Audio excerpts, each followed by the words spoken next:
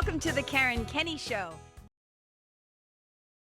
Hey, you guys, welcome to the Karen Kenney Show. I'm super duper excited to be here with you today. And I'm also not going to lie. I don't know about you guys, but my 2026 is it is off. It is off to an emotionally rough start, man. We've had some things happen over here in my world and in the greater world as well. And we're going to get into the show. You probably saw the title, The Walk for Peace. And just a heads up that I'm going to rely heavily on some notes in this episode. Most of you who listen don't even see if I'm using notes or whatever, but I always like to be honest and I like to be transparent. But those of you who watch the show, you might see my eyes dot down a couple of times because it's wicked important to me, especially when I'm talking about other people, whether it's their quotes, their work, whatever, dates, things things I want to get shit right, because it matters and the truth matters. In this day and age, you wouldn't think the truth matters so much because of our current administration and and social media and AI and everything else that is going on. But to me and to many others, the truth still matters. So I like to get things right when I can. So forgive me if you hear some rustling of papers as I switch things around with my notes here. Okay. So just a little update. So those of you, I know a lot of people who follow me on social media or who are friends with me online or whatever. One of the things I'm really well known for, I often joke and I'm like, what do you think? Somebody once asked me, what do you think they'll say about you after you die? And I'm like, I think they're probably going to say she loved animals. She tried to help people. She smelled good. The smelling good is a story for another day. But those of you who follow me know how much I love, love, love animals and that I am the mom of many furry kids. And we are now down to two. We are down to Bunchy and our 3-year-old pug and Toby Pajamas, our 19-year-old cat, and our 15-year-old pup. Scoots Magoots. We just had to say goodbye to him. So I'm going to try to keep it together and not bawl my eyes out while I'm trying to do this podcast. And I also recently lost a dear childhood friend. He was one of my childhood sweethearts. I was with him for a very long time, and he just passed away this week too. So I'm just getting repeatedly punched in the face by life. And on top of it, we just have all the chaos and the turmoil in the world and the one of the latest brutalities that we have seen, of course, is this the murder of Renee Good by the ICE agent who shot her in cold blood in the face 3 times and then called her a fucking bitch. Let me tell you something. As the kid of a murdered mother, I have like such low tolerance for violence. And I remember that one of my teachers who once said to me about me, and it was this very aha moment for me because, and it kind of, and I'm telling you all this for a reason. I'm telling you all this because it connects to today's show. And I said to him, when I see people like who are being bullies or people who are picking on beings, human or animals that are smaller than them, weaker than them, don't have a voice, don't have the physical strength, whatever. When I see people who are cruel and unkind and vicious, it brings up something in me. And I said, and it makes me so angry. It makes me feel and he says, oh, and the way he described it was, he's like, you have a violence towards violence. And I thought that that was just like when he said that, it was literally like my brain, like my mind wasn't just blown, it just like expanded out and it gave me this viewpoint. And one of the things that I've thought about a lot is how the way that we end violence is not just like the way that we end violence is by eradicating every bit of violence within ourselves, in our minds, in our thoughts, in our language, in our habits, in our speech. You know what I mean? And so this is something I have thought about for a really long time, especially as a yoga teacher. Because the foundation of yoga, the very first yama, YAMA, the very first yama of yoga is ahimsa, which means non-violence, non-harm, non-killing, right? it's like compassion in thoughts, words, deeds, actions, the whole thing. So I've been thinking about this a lot as we're seeing all of this horrific stuff just go down out there. And, you know, it's been a very emotional start to my 2026. And the one thing I'll say about me, though, is that I I see how easy it is to get down, to get depressed, to feel helpless, to feel hopeless, to feel like it's all just a clusterfuck and a shit show. And like, how are we going to navigate all this? But I will tell you this, I do not give up. There are moments when it is going to feel like there is nothing to do but despair. And I have so many incredible teachers in my lineage and just in my life. And obviously, teachers I've learned from, like Gandhi, Mahatma Gandhi, and Martin Luther King Jr., and like all kinds of people that practiced this belief of nonviolence.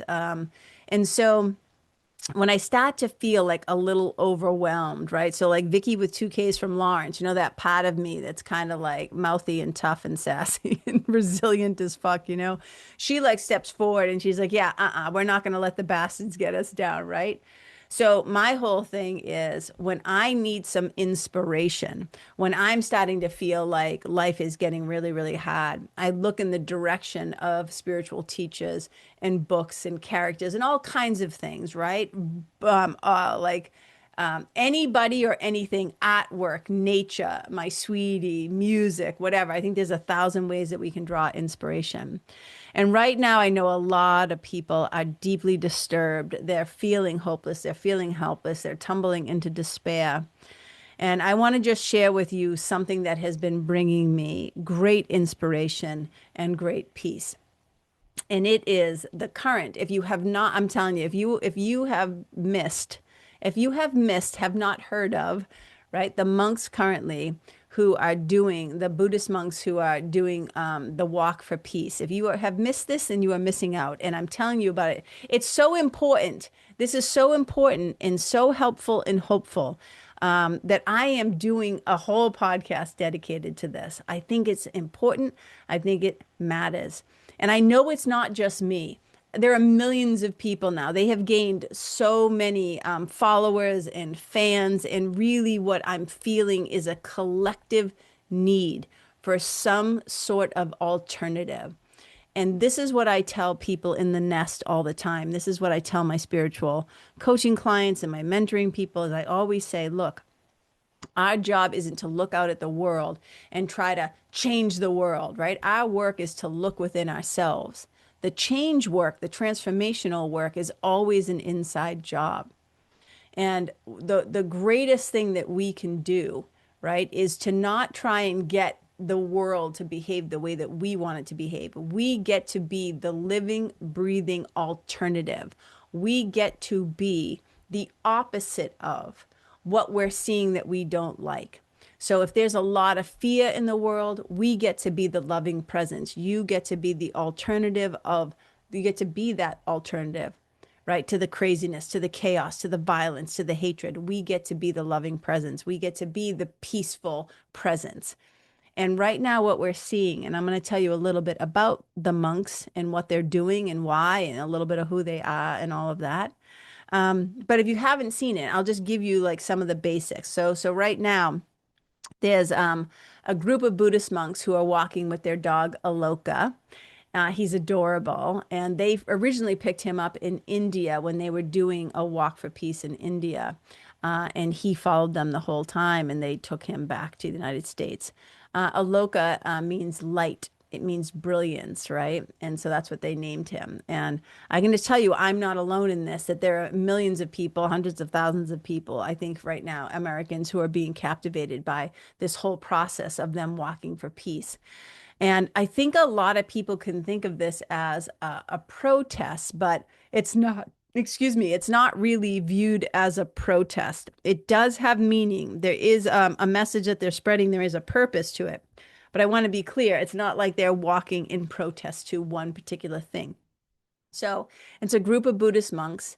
They started off, I think, I want to say that there was 19 of them.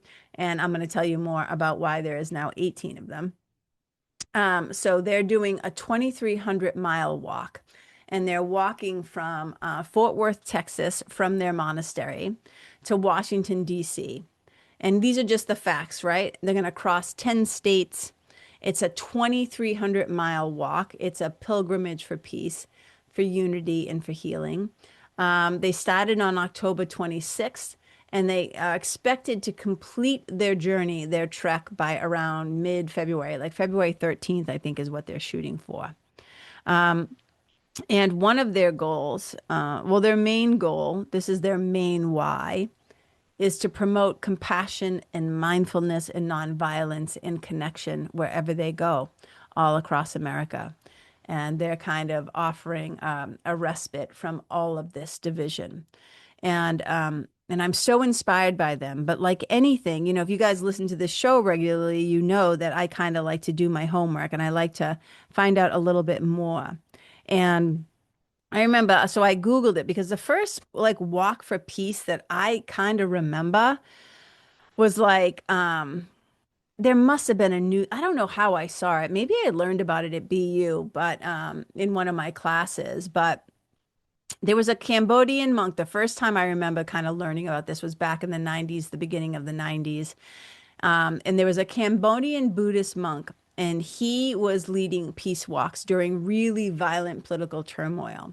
And his name was, and forgive me if I don't pronounce these exactly right, but Goshananda. And, you know, when you Googled it, because I was like Googling this because I wanted to present you guys with the right information. And hopefully you're going to stick around for this because I find this so inspiring, right? To me, this is like, when I think of like things that inspire me, and I think of people like David Goggins, who is so hardcore and so kick-ass. To me, the monks are like the David Goggins monks, except they're like 180 degrees different in terms of their peacefulness, right? And how they present. But there is a resilience and a toughness that is beyond, that is just beyond. So let's go back to Goshananda. So he began what is often called the first peace walk, but it can't be the first peace walk because monks have been doing this for thousands of years. That they will go out and they will walk and they will make their presence, right? They will kind of be in communities and cross through communities that are, whether it's being war torn or they just need the presence of the monks, right? So a peace walk is called, I think it's Dhammayitra. And he started, so Goshananda started to do this in 1992. And the Dhammayitra is a walking meditative pilgrim of truth.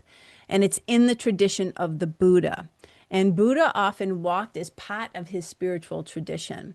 I think there's something that is so beautiful about that. And those of us nowadays who, I know that artists and creatives and writers, we love to often walk because it's when we get really great ideas and our minds just kind of open. So I can totally see how walking could be part of the spiritual discipline, and how so many of us now today who walk, we feel something changes and something shifts inside of us. And to me, walking can totally also be a part of our spiritual tradition. And one of the things that Goshananda said is that they needed to journey to the places of human suffering. Now, if this is why the monks walked and the Buddha walked, right, is to go to the places of suffering, I have to believe it's to help alleviate that suffering.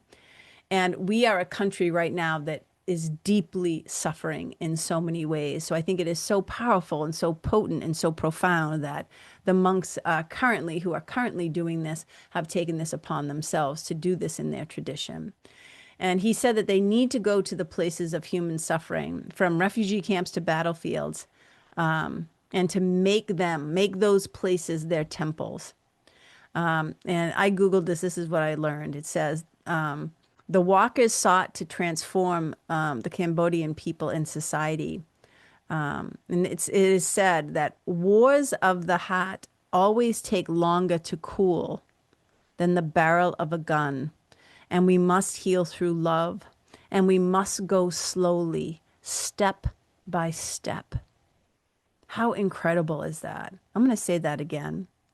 Wars of the heart always take longer to cool than the barrel of a gun. And we must heal through love, and we must go slowly, step by step.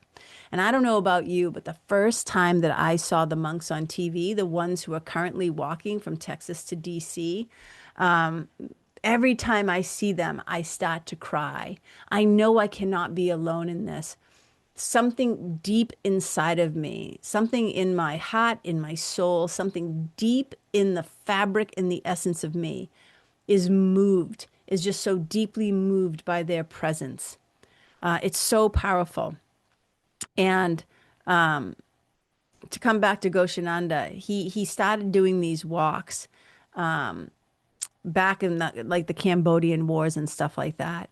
And he said he started doing like a 125-mile route. And along the way, it says thousands of people would come out to encourage the walkers and to receive traditional Buddhist blessings. And in each village, Goshananda would teach about peace and reconciliation. And even the soldiers from all factions would lay down their weapons to pray and to be blessed. You guys, that's like us in this country right now, and all this divisiveness and all of this. We are like soldiers, right? Standing there with our weapons, and we might not be physically shooting each other, although apparently we are, right? Apparently we are. But I'm talking about like everyday humans, neighbors who live across the street from each other. Most people are doing it by closing their hearts, by casting judgment, there's so much separation right now.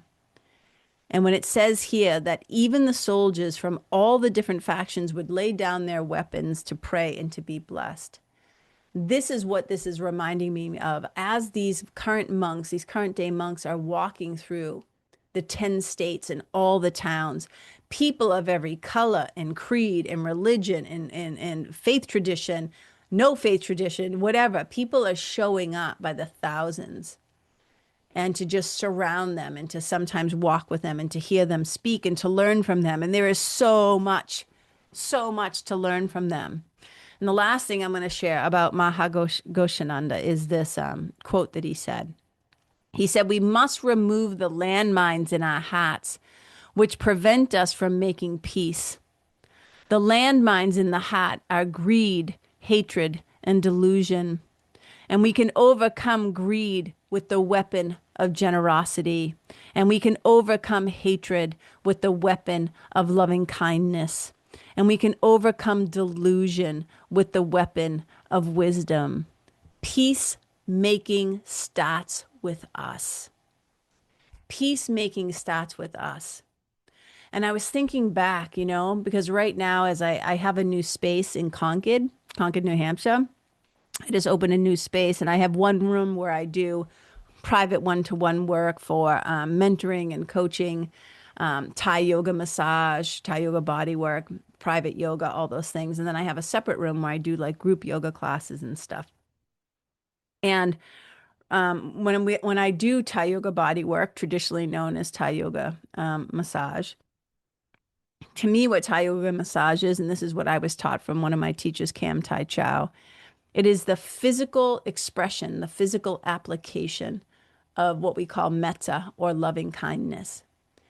And for me right now, being able to put my hands on people in this loving and compassionate and, healing and therapeutic way, this is one of the ways that I get to practice peace. I get to be the presence of peace. I get to be the alternative for all the fucking insanity that's happening out there.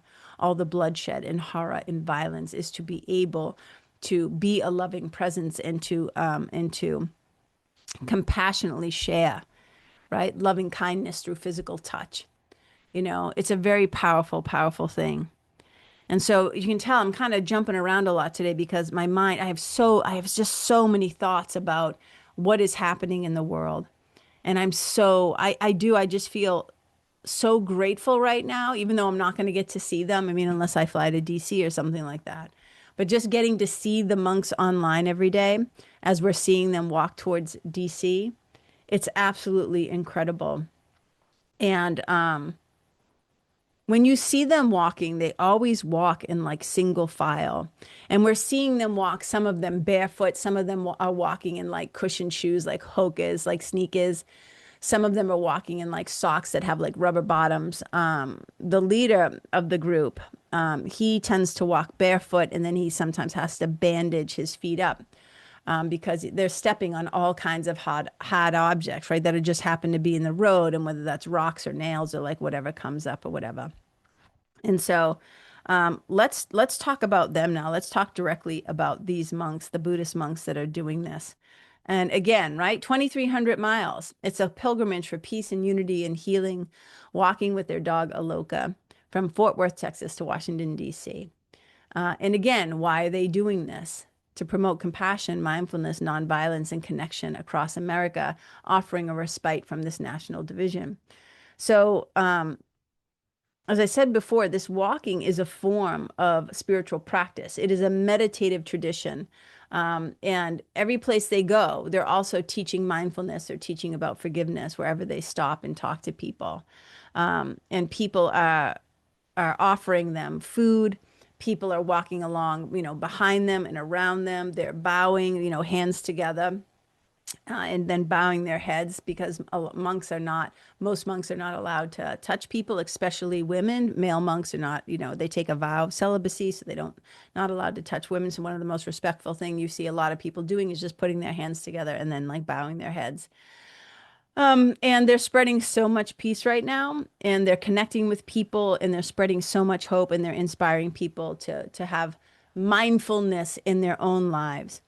One of their goals also, I think it's important to mention this, is that they have a goal to go to DC to ask Congress to pass legislation. They want to ask Congress to recognize the Buddha's day of birth and his day of enlightenment as a federal holiday. And one of the things that's really important about this is this legislation. And I made notes to myself to make sure I say this. The monks, when they arrive in Washington, plan to seek recognition of Vesak, the day which marks the birth and enlightenment of the Buddha, as a national holiday. In doing so, they're not looking, I want to be very clear, they're not looking to quote unquote convert people to Buddhism. It's not about that at all. Because listen, it says, doing so would acknowledge Vesak as a day of reflection, compassion, and unity for all people, regardless of their faith. Regardless of their faith. It's like so fantastic. And along the way, as they're making this march, they're trying to promote peace. And their highest priority is connection. Their highest priority is connecting with people. I don't think this is most people's highest priority right now. I don't know about you, but it doesn't seem to me that most people's highest priority. A lot of people right now want to be right and they want to be rich. They're not really thinking about their neighbors. They're not really thinking about, right, like how they can help their fellow neighbor. There's a lot of people out there who are, I am annoyingly positive. I am annoyingly happy. And I am not going down. I'm not going down without a fight, people. But I think there's something for us to learn from these monks. I've actually thought about, I'm like, how can I do like a little local walk for peace? And I started thinking about it, and I'm like, would I have to reach out to the police or the city? Do I have to plan it? Like, can you just gather? I know we can gather, but I'm like, how would I do this in a safe way? My brain is really churning and burning on this, you guys. So maybe I'll be able to figure out like a little, I don't know, just like a little I don't know. I don't know how to explain it other than I feel like I want to walk. I can't go to them and walk with them. But what I can do, and this is what they ask, is to promote mindfulness and peace in your own life. But I also thought it'd be really cool to gather together a bunch of people and just do a little walk for peace in my own neighborhood. So I'm going to think about this. I'm going to see if I can figure out how to do something here in Concord.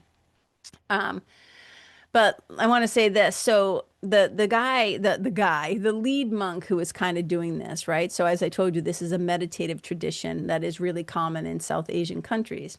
It's resonating, I think, here so much now because our whole foundation feels like it's falling apart. The way that the Constitution is kind of being shit on in so many ways, and the way that people are trying to rewrite history, the way that there is so much racism and homophobia and xenophobia and hatred like that is alive and well here in the United States. And I think seeing these very peaceful, beautiful humans walking across, again, being the living, breathing, embodied example of what could be different, of how it could really be. It strikes something in our hearts. It strikes something in our soul. It's a very powerful thing. And the Venerable Bhikkhu Pannakara, he's the leader. He says this: my hope is when the walk ends, the people we meet will continue practicing mindfulness and find peace. He's the one I told you who is trekking about barefoot. So every place he goes, he's teaching about mindfulness. He's teaching about forgiveness. He's offering healing at every stop.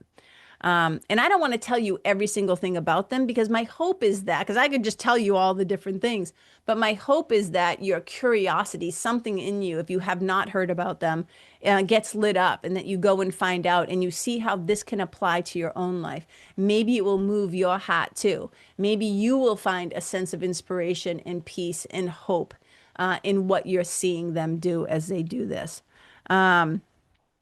Here's a quote from an ABC article. It says, there's something traumatic and heart-wrenching happening in our country every day.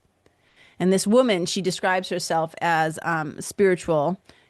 She says, spiritual but not religious. We hear that all the time, right? And this is what she said.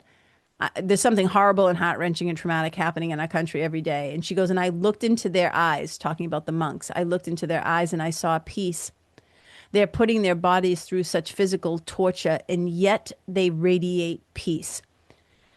You guys, there's like 1,000 lessons I'm learning from these guys as I'm watching them walk. They travel very light. They carry very little. People offer them gifts. People offer them water. People offer them food. They really only travel with what they can actually physically carry, you know? So there were 19 monks that started this. I think this is important to say. And even though it can be really easy, and I'm going to come back to another point that was just made, but even though it can be really easy to just be like, oh, love and light, the monks are the peace walks, namaste all day, right? No, this journey has not been without loss and without scary moments. And on November 19th, while they were walking in Texas, their escort vehicle. So they have a vehicle that like follows along, sometimes they get police escorts sometimes, but there's like an RV that travels behind them for when they need medical care. I'm assuming a bathroom, like whatever. And then they also have other escort vehicles. And one of their escort vehicles was hit. So there was a distracted truck driver who hit the vehicle, which then it injured two of the monks. And one of the 19 monks who was walking ended up losing his leg, got injured so bad that they had to amputate part of his leg. And when I looked him up to learn more about him and what happened to him, to see him now in a wheelchair, wishing he could get back out there and not harboring any hatred towards the person who hit him. He's already forgiven him. He sees the loss of his leg as like almost like an offering, as almost like, just part of what happened. He holds no malice. He holds no violence. He holds no hatred in his heart. It is so remarkable, you guys. We get mad if somebody cuts us off in traffic. We get mad if somebody uses a tone of voice that we don't like. We're so fast to just like judge people and hate people and other people and just be so unkind and impatient and awful to one another. And yet these monks are just like showing all of us, not just me. I'm so deeply moved by them. Somebody could have already signed off, like, why am I listening to her talk about the monks? But I don't know what to tell you. If this doesn't touch your heart, I don't know if you're paying attention enough. You know what I mean? And so this is a really, really, really powerful thing. And one of the other things I wanted to tell you, again, looking at my notes, because I wanted to make sure that, going back to one of the things that he said that I thought was really important. And when he said, my hope is this: when the walk ends, people we meet will continue practicing mindfulness and find peace. Here's what I know about us as a people. We get inspired really quick, we're like a little flash in the pan. We get all like, especially in January, I talked about this before, right? Oh, January, I'm going to start doing X, Y, and Z. And then 3 weeks into it, we lose our fizzle, you know, where people sometimes who, and I'm going to do a whole podcast about this, about depth versus width. We can be very surfacey as a people. And it's really easy to get caught up in the moment with the monks and be inspired and whatever. And then 2 weeks from now, you forget about it. Or you feel all inspired and you're listening to their messages and you're like, oh, yeah. And you're taking pictures. And then you go home and you yell at your kids. You know what I mean? Or you lose your mind and you're like spewing hatred on the internet. Right. So my hope is what his hope is that we take something away from this, but we don't just take it away at surface level, that we start to embody it, that we really start to embody it, and that we start to really live it. Because I think it could be so important. There's a professor of religious studies at Rhodes College in Memphis, and they were saying that these walks really inspire people and inspire faith. The core intention is to have others watch and be inspired, not so much through words, but through how they are willing to make this sacrifice by walking and being visible. Which leads me to this next bit. So again, I always like to do like a deep dive because I know, like I said, I'm feeling inspired. Like my faith in humanity returns when I see living, breathing examples of love and peace and this kind of presence, this kind of what I call the 5Ds: daily dedication, determination, discipline, and devotion in action. This to me is what a daily DSP is, a daily spiritual practice is. It has these 5 things: the daily dedication, determination, discipline, and devotion, which these guys are the walking, living, breathing example of, right? And so when I was trying to get a little more history on this, I found a monk on Instagram. His name is Shen Yu, and it says, monks, he said this, monks have walked for peace for centuries. And he said a lot of times, like these guys are currently getting a lot of attention, but it's not the first walk for peace. He says monks have done this forever. They've been done this for centuries, going all the way back to the Buddha, of course. He says monks have walked for peace for centuries, and they walk slowly, humbly, and consistently. He says peace begins with presence, and they teach not by speaking, but by how they live. And this goes back to what this woman was saying, right? Their core intention is to have others watch and be inspired, not so much through words. And he's saying this, they don't teach by speaking, but by how they live, by their presence. And it makes me think about A Course in Miracles, when A Course in Miracles says, to teach is to demonstrate. To teach is to demonstrate by who you are being, by how you are showing up in the world. This is how we demonstrate what we believe, who we are, what we love, right? It's like we embody it, and then we just be it. We don't have to even quote unquote do it. We just be it. And that's the thing about these monks. It's so genuine. It is so stripped away of everything. It's not for clicks. It's not for likes. It's not for fans. It's not for followers. Yes, they have a mission. Yes, they have an intention. But it's not about them. They're not trying to be a brand, right? And Shen Yu also says this. He says, this is not a performance. This is a lineage. This is an ancient answer returning when words are no longer enough.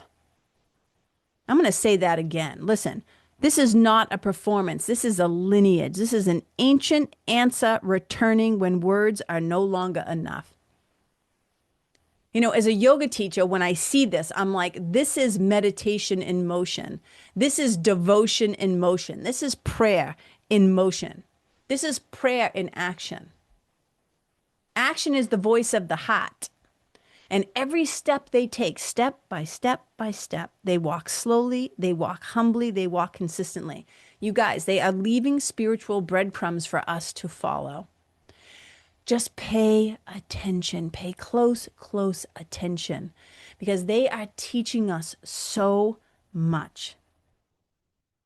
And one of the things they're teaching, one of the main messages that Pannakara has told the crowds every time that they get together. Again, I can't stress this enough. They're not trying to convert anybody to Buddhism. You can be Catholic, you could be Christian, you could be an atheist, you can be whatever and still learn from this, take something from this. You could be a yogi, right? So this is his like main message. This is what he says. I'm going to give you the short one and then I'm going to leave you one of the longer ones. And then I'll tell you how you can follow these guys and see what's going on. So one of the things that Pannakara always says is, today is my peaceful day. Today is my peaceful day. This is one of the things to meditate upon. And these are the instructions that he gave at one of his talks. He says, in the morning, as a spiritual mentor and coach, this makes me so happy. My people, if you're listening, you know why. You get this, right? He says, in the morning, give your mind a job to do. He says, this is very important. Get out a piece of paper and a pen. And then he says, write this down. This is what he wants you to write down. Today is going to be my peaceful day. Write it down. Today is going to be my peaceful day. He says, after writing it, you read it with your eyes over and over and over. And then you start to read it out loud. Today is going to be my peaceful day. Today is going to be my peaceful day. Today is going to be my peaceful day. He says, you're telling the universe, you tell the universe, today is my peaceful day. And no one can mess it up except for me. He says, believe me, no one can mess it up if you're not allowed to, if they're not allowed to. Nobody else outside of you, he's saying, can mess it up unless you let them. And he says it's because we've been opening our door widely for everyone to come in and mess it up. But that's on us. We think, oh, I've lost my peace because of the Renee Cook thing, right? That brutal murder, that thing I saw on the news, the thing. And I don't mean, I'm not saying the thing lightly. It's just we're assaulted every single day. Our nervous system, right? We are assaulted every single day through the senses by what we're seeing and hearing and what's being crammed down our throats and all the misinformation and the disinformation and all the hatred and all the vitriol, all of it. We are bombarded constantly. The doors are wide open every time you're on the internet, every time you go on a social media app. It's because we're opening the door widely. And I always say to my people, I've been saying this for years and years and years. I think this was taught to me through my teachers from A Course in Miracles to yoga and beyond, right? It's this. No one, no thing can take your peace away, but you sure can give it away. Nobody can take your peace from you, but you sure as shit can give it away. And we do it all the time. And this is one of the reasons why a daily spiritual practice is so powerful. He says, today is my peaceful day. That's the wicked short version. And then here's the longer version that I'm going to leave you with. Okay. And then I'll tell you how you can watch this if you've been unawares. I love this. And I hope you stick around for the whole thing. Even if you get ants in your pants, even if you think that you have the, the ability to pay attention, if your attention span, right? They keep telling us this. They keep telling us this.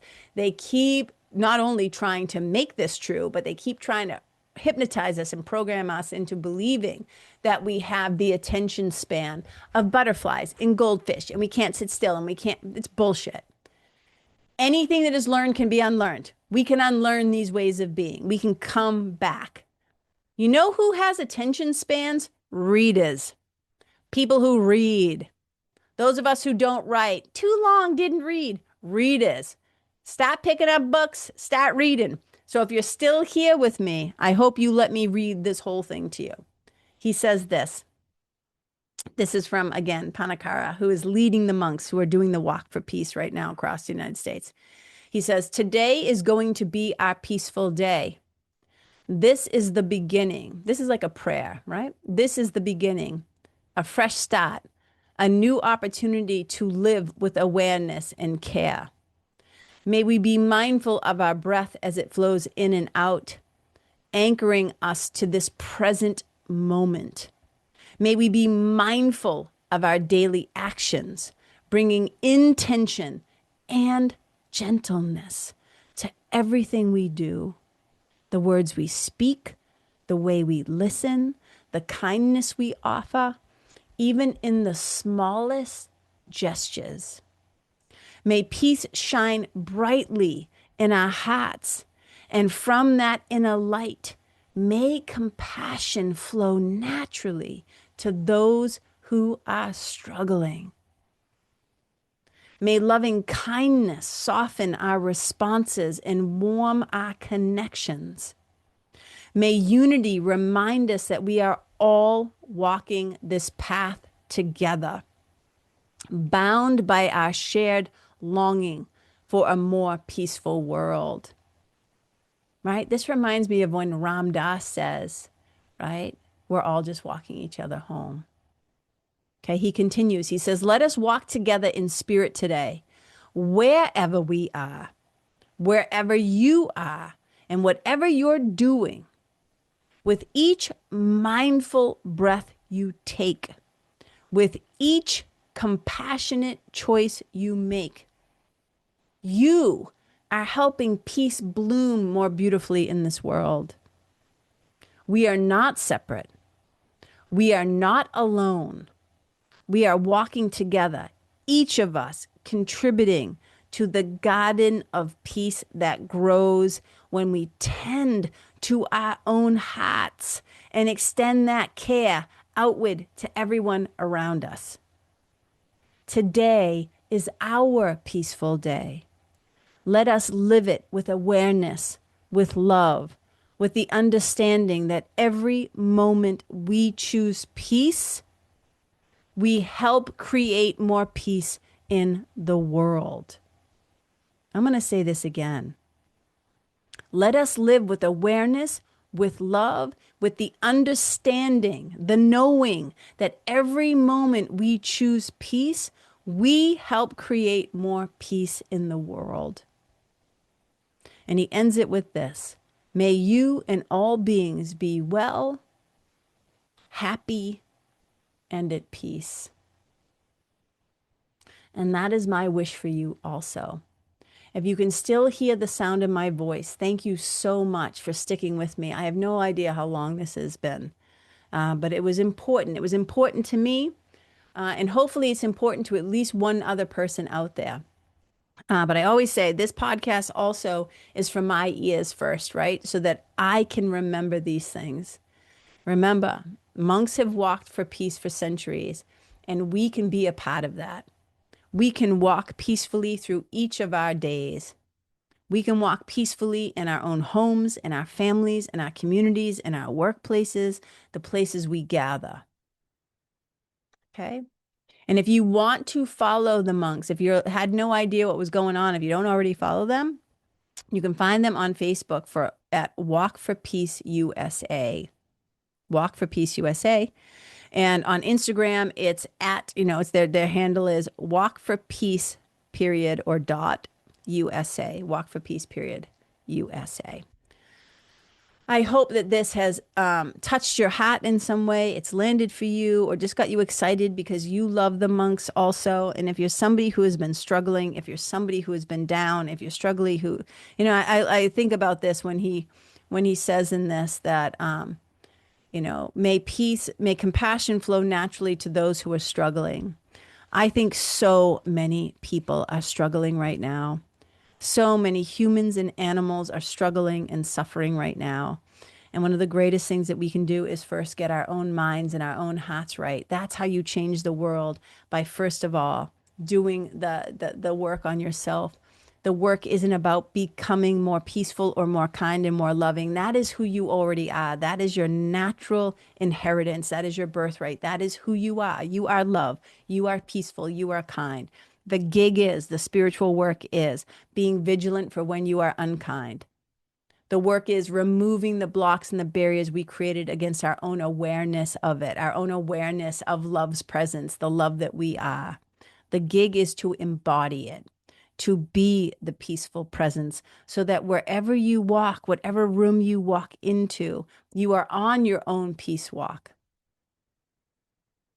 You get to be the alternative to all the things that you don't like and see, all the cruelty and violence and hatred. You get to be the loving alternative. I think I'm just going to end it with that. Thank you so much for being here. Thank you for listening. I'm sending you so much love. Bye.